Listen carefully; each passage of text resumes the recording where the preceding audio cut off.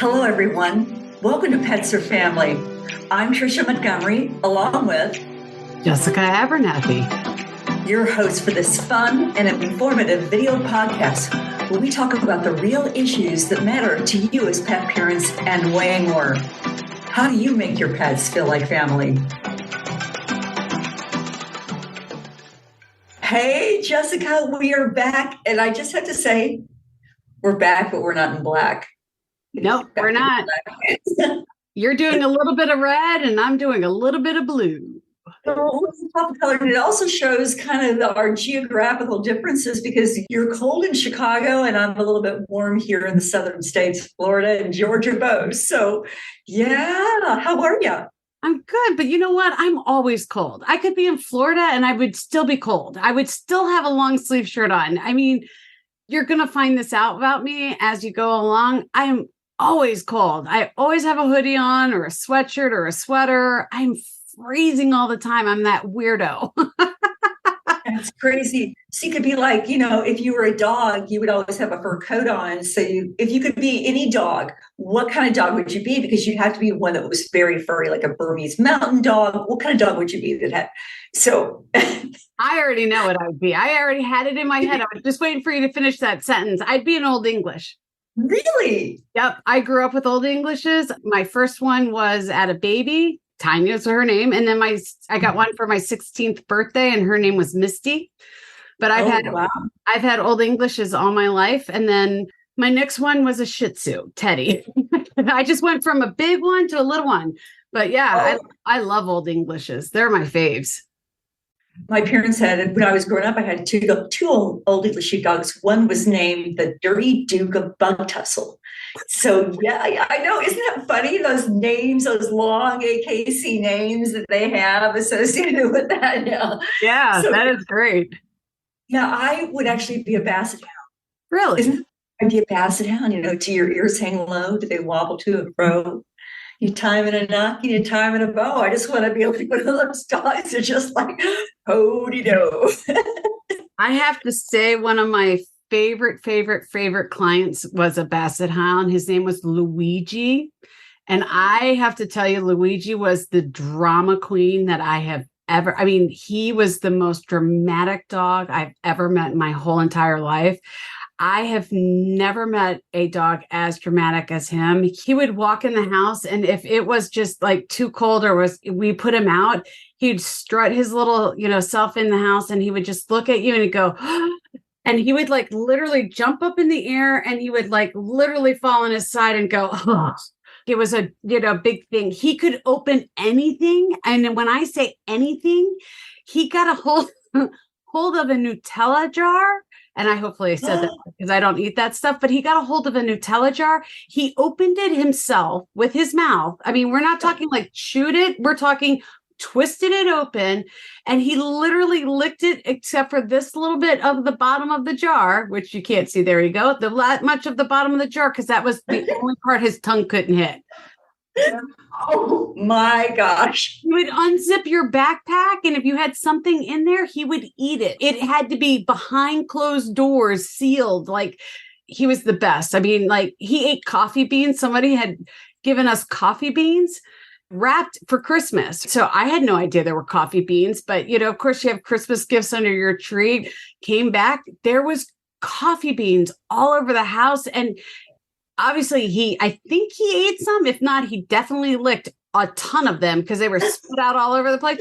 That poor dog had the zooms. Like, there was no problem. He was just like, zzz, zzz, zzz. Anyway, love Luigi. He's like my favorite.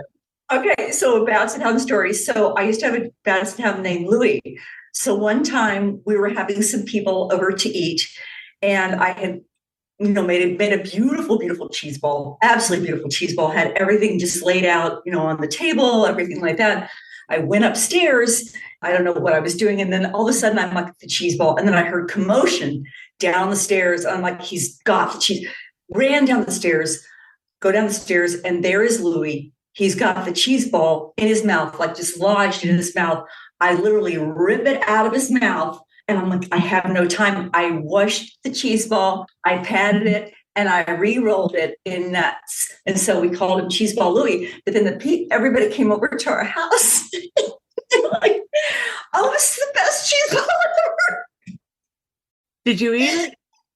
I did not. They did. They said it was the best cheeseball they ever had. Just don't ever come over to my house and eat something because it might have been in a dog's mouth. That's great. Those people now are going to be like, oh, Trisha. They're going to be dying. No. Mm-mm. There you go. What the heck? Oh my gosh. So, Jessica, you mentioned Tanya. I know. What a way to, this is me. What a way to start off a podcast. Right. You mentioned Tanya. We're talking to Tanya Hart today. She's the CEO of Augie Bones, which is a brand new plant-based, sustainable, non-toxic, biodegradable dog chew toy, Augie Bones. And they're powered by Titan Bioplastics, which is the material engineering company. She is an innovator. She is just an incredible business development person. And she's really saw something within our world, the industry, that years ago and has begun working on this and now has introduced us into the pet industry. Before she comes on to join us, I want to talk about sustainability and the pet industry. I mean, gosh, there hasn't been a lot. I know there's UN mandates by 2025, but let's talk about that. What do you know about that? There's not much to talk about. I mean, I hate to say that, but our industry is going to be, I don't want to say the last, but it's just our industry is slowly getting into it. Yeah. Really? I think for years we talked about, and the nutrition industry from a standpoint of the food that we put in is slowly catching up. You've got all these healthier options for our pets, whether it's fresh-based foods, you've got the litany of brands from Spot and Tango, Nom Nom, Just Food for Dogs, Fresh Pets, all these different brands. They're out there now. And many of the larger organizations and companies like Mars and Purina and Hills, they're all coming up with their own brands of food. And I think that sector of our industry is finally really grasping that and saying, we need to do better. We need to feed our pets healthier. But no one's talking about what the toys that they're putting in their mouths, the saliva, what we're doing to the planet itself. And I know on this podcast, we've got a couple of guests. I think your friend Jennifer is going to be coming on next on sustainability. Talk a little bit about that before Tanya joins us. So she's going to be joining us because she's got one of the only landfill biodegradable poop bags, which all of our poop bags here wind up in a landfill. And the ones that are out there that are biodegradable, they actually have to be exposed to sunlight. And our poop bags, all of them wind up in a landfill. So they're not breaking down. So even though you think that you're doing good, you really aren't doing good because they're not breaking down because they're in a landfill. Whereas Jennifer has bags that are, because hers are biodegradable in landfills, which a lot of people don't realize that. And that's just an education thing. And that's something we're talking about because one of the things that we forgot to mention, because we're also human, which I bring up often because I make mistakes all the time, but it's Earth Month. That's one of the reasons why we're talking about April's Earth Month. It's these folks that are working on this fun stuff, this is their month. It's like Christmas for them, so this is their month to talk about this fun stuff. Yeah, sustainability, Earth Month. And I think that these companies that we're talking to and these people and individuals, they're not just talking about it on, Earth Day, Earth Month. This is their life and their passions. So excited to get this one started. Oh, yeah. Jen's always working with me because I'm like, recycle? Okay. I think she was the one that taught me how to recycle, or she still is. She works on it on a regular with me. Make sure I have little pictures on my trash can to make sure I know which goes where and stuff like that so that I'm always working on it. So yeah, she's good about that. I think some people have thought that if I just paint something green or if I put green around it, then that is green. I've gone green, which is certainly not the case at all. Right. Yeah. No. And I've been in the pet sitting industry for a long time, as you know. And one of the things that, as in the pet sitting industry, the way we're trying to go green is that we're trying to get rid of the paper. Because a lot of times in the past, we've always had paper contracts. We've had all the paper that we have to do. And we're trying to go electronic, which is the best way we can do. That's one of the ways we can go green is by doing everything electronically. So that way there is no paper. We can file everything in the cloud and everybody accepts that, which is great. And that's a great way for us to be able to go green. And a lot of the pet sitting companies are trying to use biodegradable poop bags and stuff like that. So that way we can say that we're a green company to help support the earth and all that fun stuff. Right. I think it starts with one and it becomes a movement. I mean, because when one person finds out about it and you tell another person about it, then it becomes this moving force. And as Tanya talks about being the rising tide that floats all boats. And I think it's changing the pet industry, changing how pet parents think about sustainability, because this is our world. This is our planet. What kind of future are we leaving for our children, for the next generations to come? And are they going to have anything left because we've made such a mess of things? So, yeah. Well, that's so true. I mean, think about it when we were kids. I mean, look at the difference between our family pets when we were young versus now. I mean, my dog eats totally different than my family pets did when I was a child. Yeah. I mean, it was just a scoop of something in a bowl when I was a kid. My dog Teddy, he eats better than me most days. He eats really well. I feed a raw diet, which I know that's a very controversial, and that there's a lot of people that agree with it and some people that don't, but he's been on a raw diet his whole time that I've had him, and he loves it, and he's even picky about that. Ooh, boy, is he picky, but he loves his little raw food. But my mom, the first time she took care of him, she's like, he eats what? And I'm like, oh, Mom. And I was explaining to her, but it's so different. The pet industry and how we take care of our animals and how we take care of them. It's changed so much in the last 30 years. It's just so different. Yeah, I think that our ability, even taking care of ourselves, how we have evolved. If you look at the way our parents looked at age, 40, 50, is certainly not the way that we look now, because we're taking care of ourselves better and we have more things available to us. And I think that education is also there for our pets too, because we know so much more. So I'm excited to get Tanya in here and start talking about sustainability and pet industry and really what's next for us. Sounds good. Sounds good to me. That's a tongue twister, isn't it? It is. Can't say that twice. Right. There you go. So are you ready to bring Tanya in? Yeah, let's bring her in. All right. Let's go get her.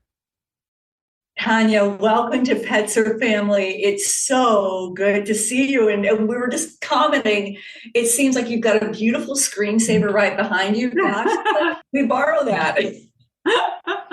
Well, I'd rather not have my fireplace on in the middle of, what are we, April now, going to May, but it is a very cold, wet, damp, dreary day in Seattle. Oh, wow. So you're in Seattle. Okay. Wow. Thanks for having me. It's great to see you guys. Yeah, it's so good to see you. So we are celebrating Earth Month this month. Of course, April is Earth Month. There's Earth Day. But let's talk a little bit about your, Augie Bones. Let's talk a little bit about Titan Bioplastics, the material engineering company for Augie Bones. And you just don't do it just once a month or a whole month. You're dedicated to sustainability and everything that Earth Month represents all year long. And you have been. Tell us about that. Wow. I think, I've spent 35 years in the wine industry, which I will love to my dying breath. It's always going to be a passion, but I really wanted to kind of take a lot of the years of expertise that I had in that and say, well, what can I do to make an impact somewhere else? And we chose the environment. I chose the environment mainly because it's something we've always been passionate about in our house. We actually do the recycling. Me and my husband will actually drive down once a month with all the film packaging and drop it off to the recycler in person, with that kind of family. So started Titan Bioplastics, and for a few years as a material engineering company, watching the industry grow, the corporate America grow, the consumer demand grow for more sustainability, especially around plastics. And our partners in Titan are very savvy polymer engineers, biopolymer engineers with a lot of experience. And so we started saying, hey, we're right here. You don't have to look any further. We're right here. Come to us. We can help you really support some changes in your manufacturing and new composite development. What is it that you're looking to do? We're here. And we certainly had a little bit of traction, but I woke up one day and I said, we need to lead more by example. And we had adopted Augie during COVID. He's a COVID dog. And here I am buying him all these hard plastic, nylon chew toys. And I'm thinking, does this make sense that my dog is chewing on all these toys when we own a biopolymer company?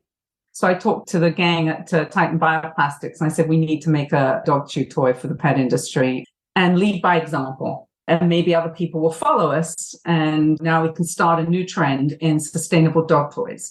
So that's what we did. I started Augie Bone Toy Company last year with the idea that I really wanted to make an impact in the toy industry with biomaterial plant-based toys.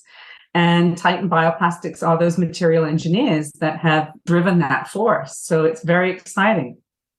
That's amazing. Tanya, for those of people who may not be above their pay grade, polymers and things like that, what are all those things mean? And what does it mean plant-based? Are you grabbing grass and sticking it in a bone? What happens? What's so wrong with plastics? What's so wrong with nylon? If these are the things, because we were actually, before you came on, we were actually talking about things that we just grew up with an old sheepdog and different things from our past and our childhood that we've evolved, the industry's evolved. Talk about that as well. There's a lot in that question, first of all. I mean, talking about biopolymers, I would rather say let's focus on the fact that we do plant-based materials. Maybe that's an easy way to understand it. We're a bioplastic. We're focusing on plant-based materials that go into the composite, the formulation of what the bone is. And then we really hone in on what those mechanical characteristics need to be. As far as the industry as a whole goes, I think related to the pet industry, we're looking at, okay, we're doing a lot for our dogs with food. When we first got Augie, for instance, I'm there over the stove, slaving over 10 pounds of beef or turkey and putting the blueberries in and making sure I got all the right broccoli and the this and the that for my growing big 90-pound American Staffordshire. And every week I'd be like exhausted every weekend, cooking for this dog because I cook a whole week's worth at once because he eats 4 pounds of food a day. Oh my God. I know. So then I'm thinking, okay, this is very typical of a pet owner today. We spend extraordinary amounts of money on our pet food, and they have to be this nutrition and organic and really good and healthy. And we're wondering what goes into our dogs' tummies every day. But we don't think about toys, and they chew on toys, and they're getting those microplastics in their bodies, and their lives are shortening. Every day we hear about how their lives are shortening. I don't want Augie to live with me for a very long time. I don't want him to get sick. And so I just feel like not just Augie, but all dogs in general deserve a better toy to go along with their better food. Yeah. So talk a little bit about, let's talk about the planet and the plastics and those kind of things as well. So what's happening to the planet when we're just throwing those bones out, or what happens then? Well, I mean, we all know there's really only 3 ways to go here. It's like, one, you're recycling, and it is so important to recycle. We're only doing 28% of post-consumer recycling right now. That leaves a huge gap in what people can do every day to be conscious of where they throw their recyclable products. And there's so much that is recyclable. And we need that. We really, really need it.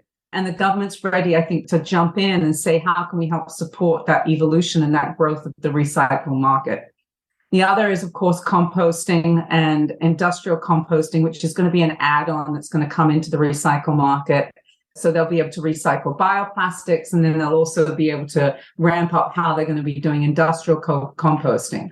So, if you're making a plastic product today, it has to have an end of life. You have to be able to say, I can recycle this. It can go in the recycle bin, because so much isn't right now. And nylon and plastic blends, which a lot of the toys are made of for pets, tough toys, blends you can't recycle those blends. So either do it from a traditional plastic or nylon, but when you're combining the two, those just go to landfill.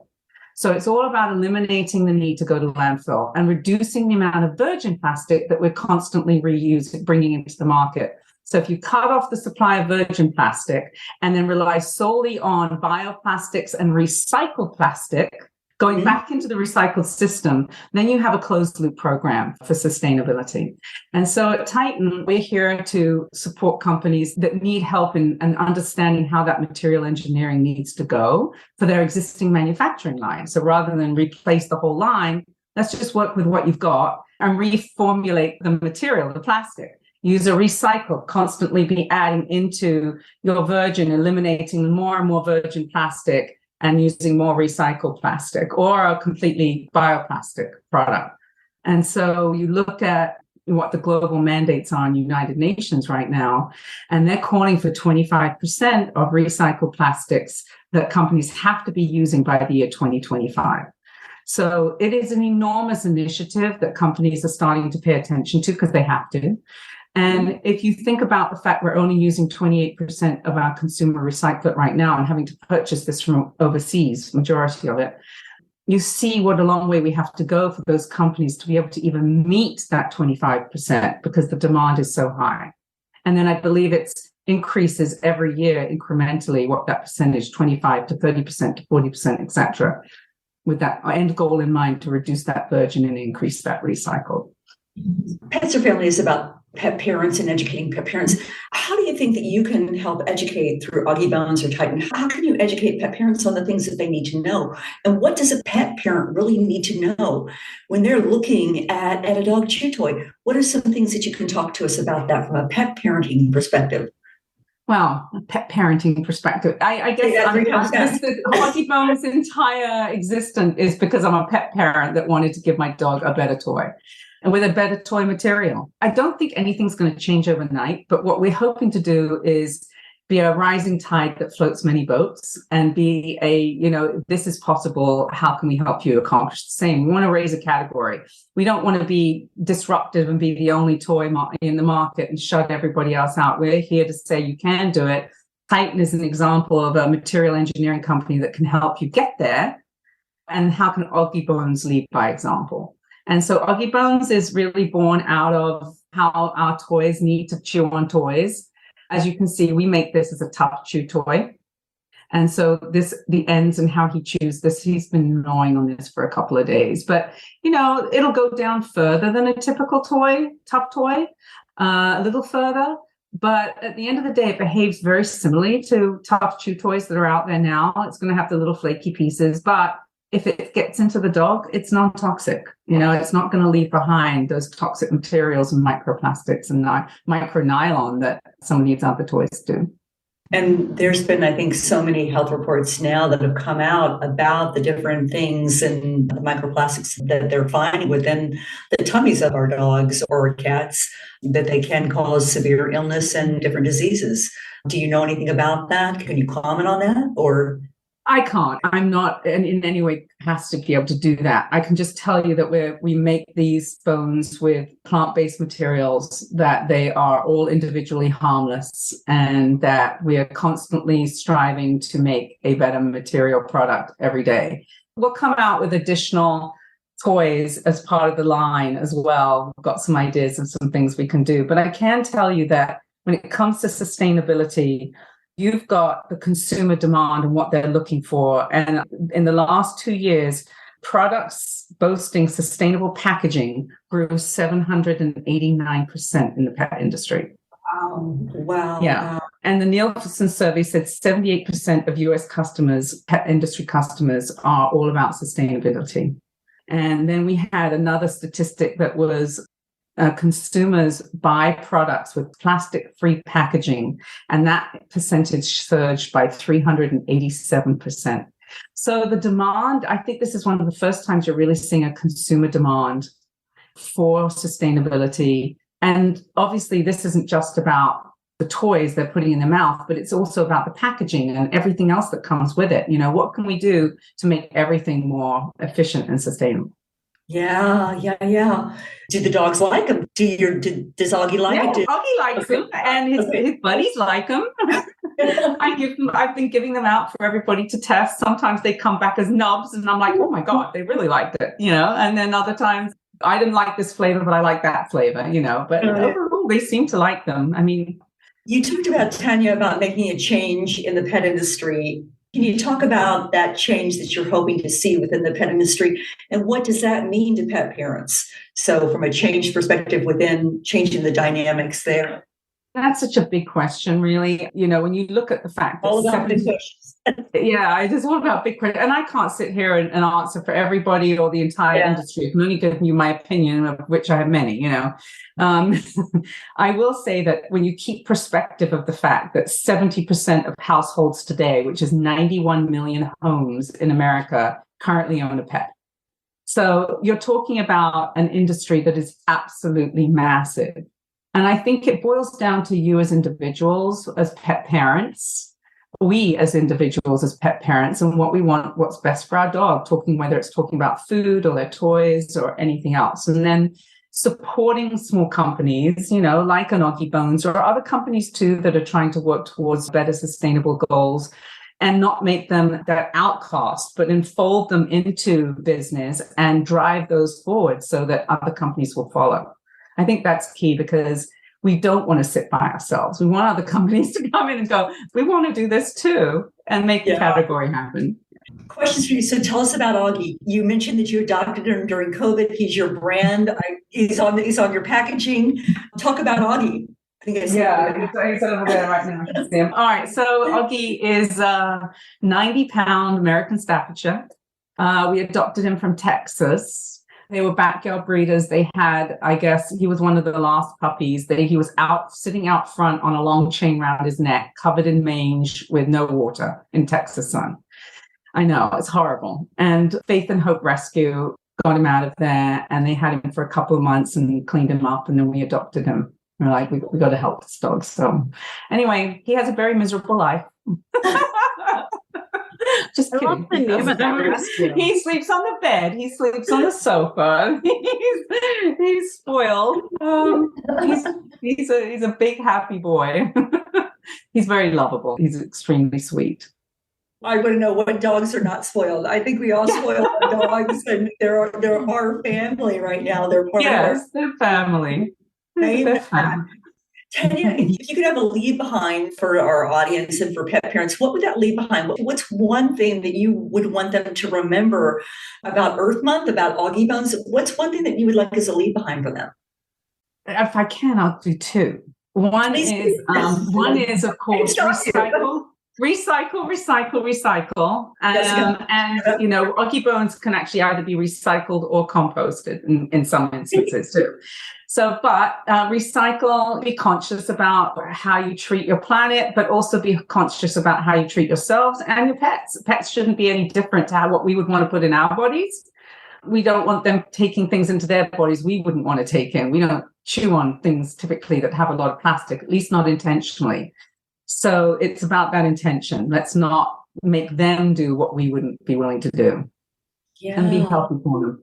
Can you go a little bit more into the composting for us? Just because, I grew up composting. My mother's people are from Maine, and that's what they did. You ate off the earth and you gave it right back. You know what I mean? So if it grows, I've eaten it. Let's just put it that way. So, you know what I mean? So composting is something I know well. A lot of my friends are into composting. So I'm kind of curious about that, because I've never heard of a toy that you can compost. So I want to hear a little bit more, if you don't mind. I'm sorry. No, it's okay.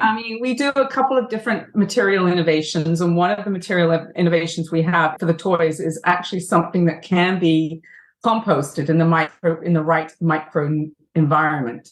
Nutrient environments. We always say maybe you can bury this bone in your backyard, and is it going to decompose in 60 days? No, it's a big, heavy piece of material, but it will eventually decompose. And as opposed to most plastic that's around for 100,000 years. So probably a little bit of an exaggeration, but we try to make all, these are plant-based materials. So at the end of the day, they can be industrial composted, they could be recycled, and in certain instances, they can certainly go into a micronutrient environment and decompose. Oh, that's way fascinating. Super cool. That's all I have to say. Super cool. Yeah. Where we've gone within, over the 10, 20, 30 years from when we've had pets, and now to see where our pets now are from a family perspective, from being taken care of, from healthy, just like us. So I commend you, Tanya. What a beautiful thing that you've done for the pets and the planet. And it's such an honor to have you on here. Tanya, how can pet parents find you? Where can they find you? How can they get a hold of Augie Bones? How can they get a hold of you if they have any questions? Wow. Well, we have a website, augiebones.com. Kept it simple. Augie Bones is not selling direct to consumer right now, but we are gearing up for that because we're establishing our wholesale market today. And we're in the process of doing that as we just launched last month.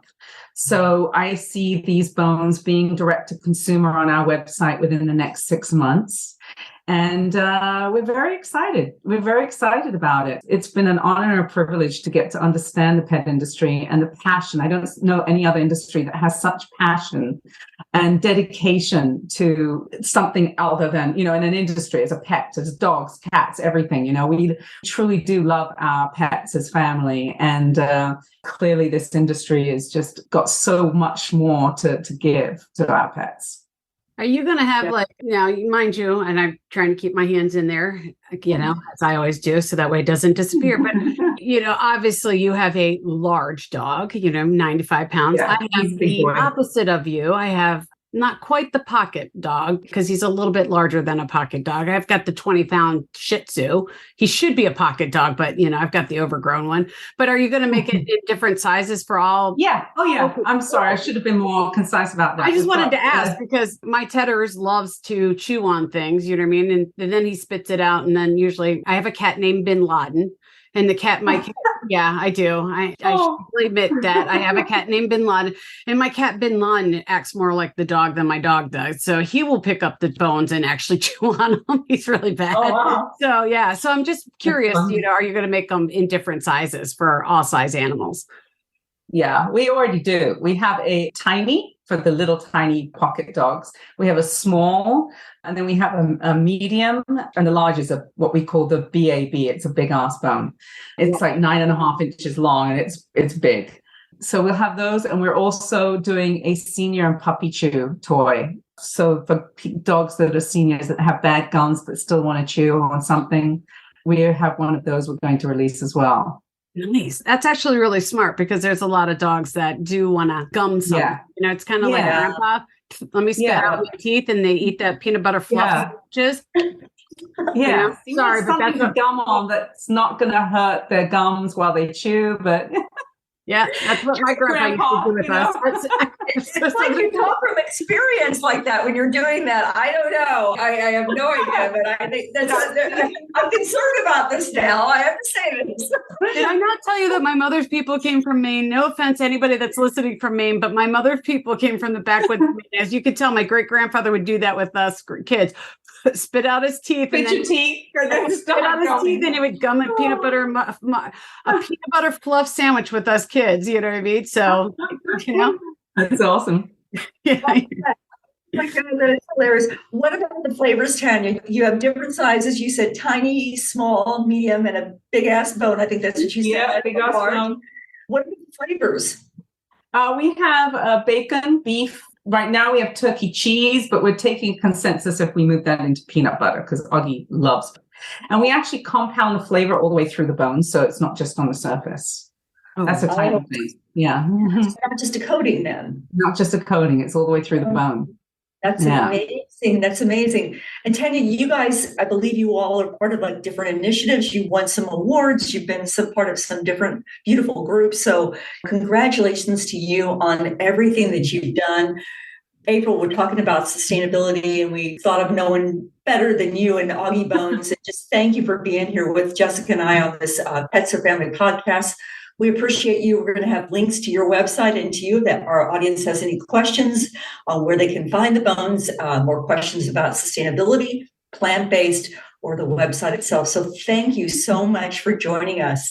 Oh, thank you very much, too. It's been really an honor and a privilege again to be here, and I appreciate you asking me. And when it comes to innovation and what you think your next product might be, and you're already in the marketplace, think of Titan Bioplastics as material engineers to support your next evolution towards that sustainable product.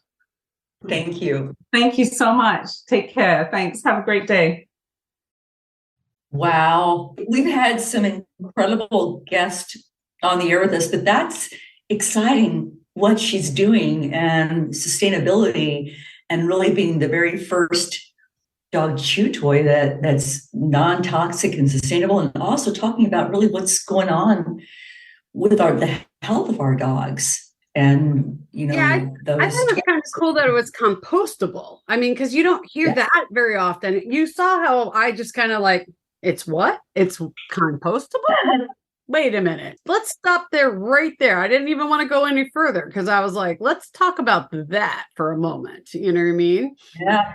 You can bury it in the backyard, and I guess it's compostable. And then she's got one that's recyclable. And so, helping that environment. But you know a lot about compost, Jessica. I mean, I want to know more about your affinity, your of composting.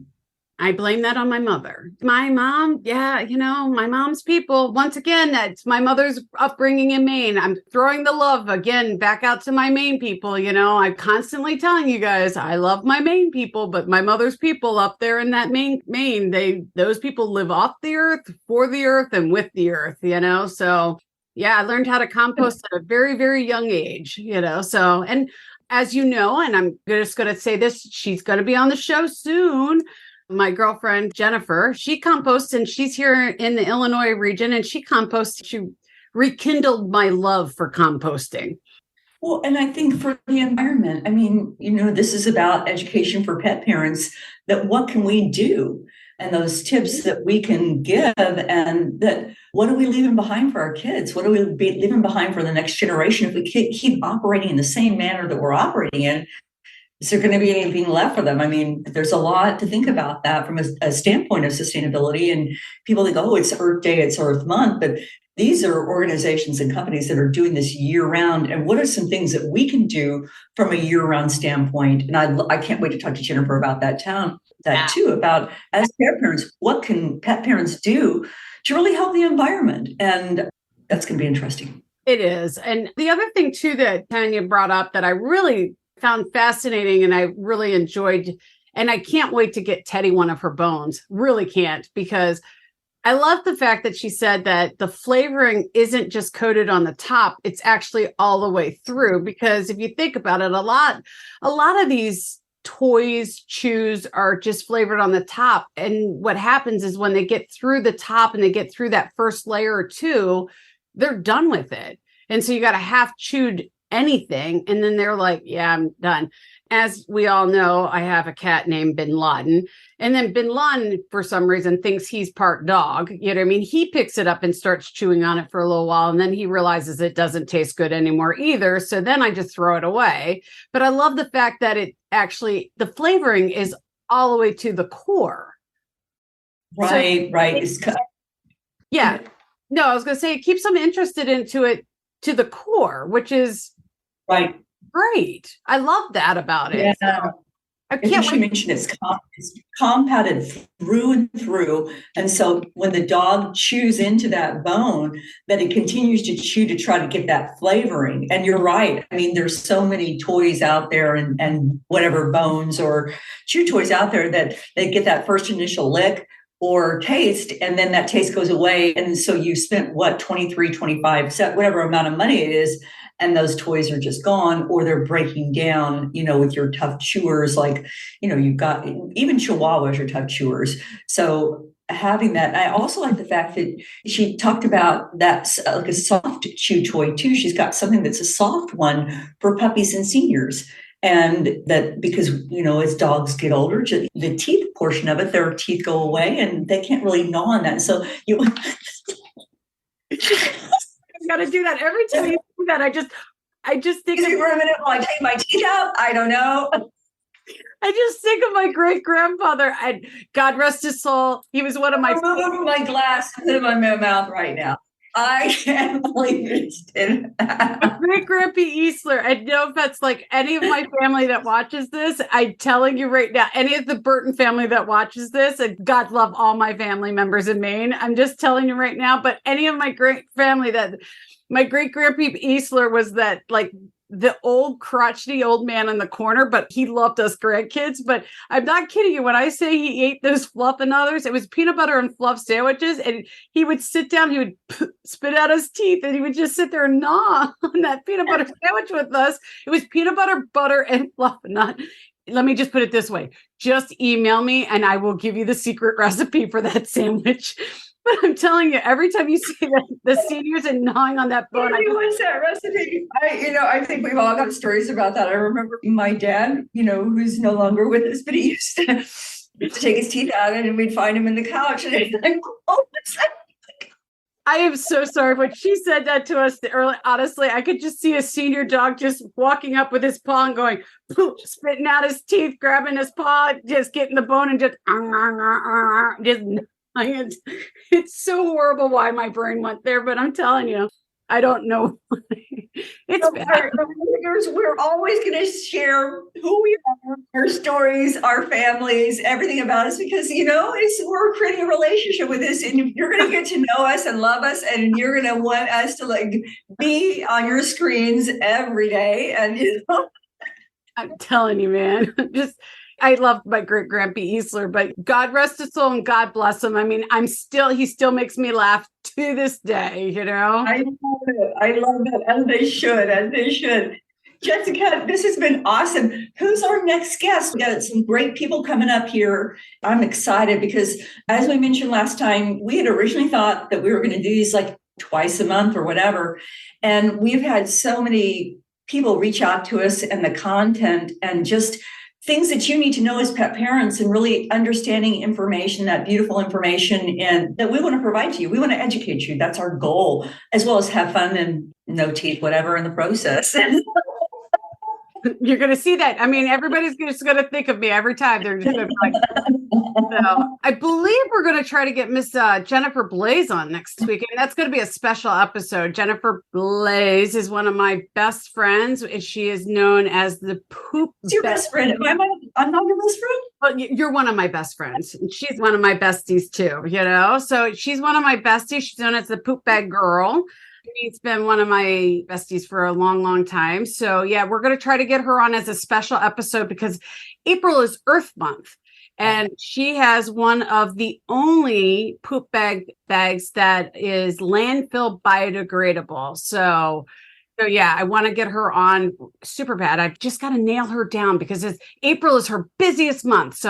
And I don't want to tell you what big birthday she had because, us girls don't like to talk about our weight and our age, but she just had we don't like to talk about that, but she just had a big birthday and I'm trying to get the family away from her so that way we can get her on the podcast. So I'm excited to talk to her. I really am.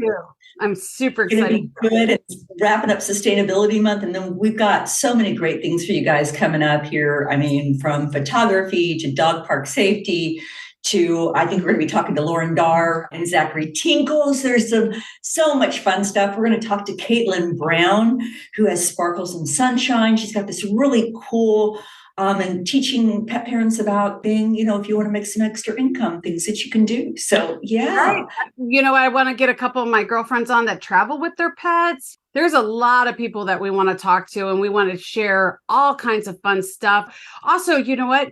If there's somebody that you think that we should talk to, feel free to email either Trisha or I, and, or Facebook message us, whatever you want to do, because there's a lot of people that we want to talk to.